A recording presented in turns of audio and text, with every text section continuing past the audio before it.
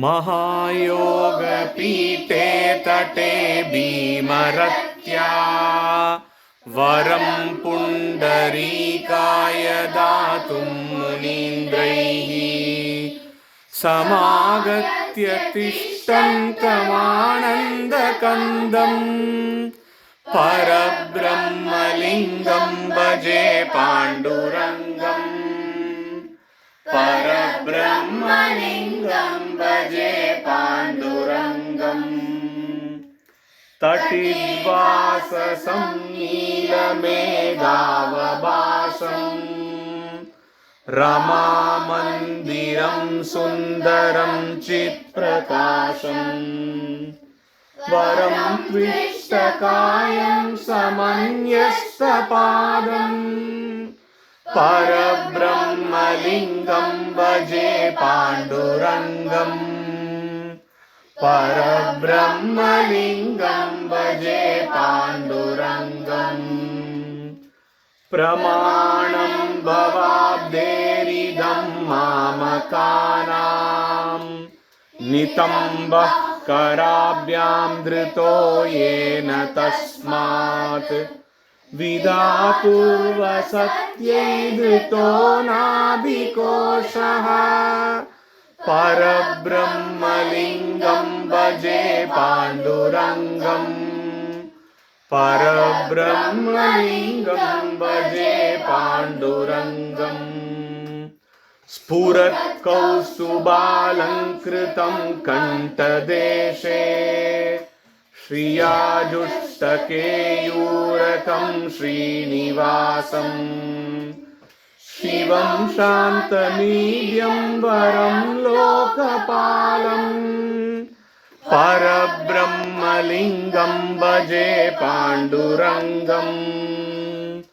परब्रह्मलिङ्गं भजे पाण्डुरङ्गम् शरच्चन्द्रबिम्बाननं चारुहासम् लसत्कुण्डलाक्रान्तगन्तस्थलान्तम् जपारागबिम्बादरं कञ्जनेत्रम् परब्रह्मलिङ्गं भजे पाण्डुरङ्गम् परब्रह्मलिङ्गं भजे पाण्डुरङ्गम् किरीटोज्ज्वलत्सर्वदिक्प्रान्तभागम् सुरैरर्चितं दिव्यरत्नैरनर्गैः त्रिभङ्गाकृतिं वर्गमाल्यावतंसम्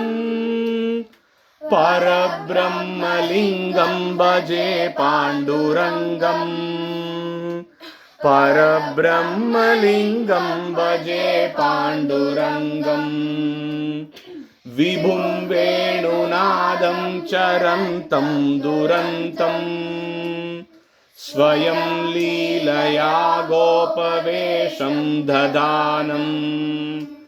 गवां बृन्दकानन्ददं चारुहासम् परब्रह्मलिङ्गं भजे पाण्डुरङ्गम् परब्रह्मलिङ्गं भजे पाण्डुरङ्गम् आजं रुक्मिणी प्राणसञ्जीवनं तं परन्दाम कैवल्यमेकं तुरीयम् प्रसन्नं प्रपन्नार्तिहं देवदेवम् परब्रह्मलिङ्गं भजे पाण्डुरङ्गम् परब्रह्मलिङ्गं भजे पाण्डुरङ्गम् स्तवं पाण्डुरङ्गस्य वै पुण्यदं ये पठन्त्येकचित्तेन भक्त्या च नित्यम् भवाम्भोनिधिं तेऽपि तीर्त्वान्तकाले हरेरालयं शाश्वतं प्राप्नुवन्ति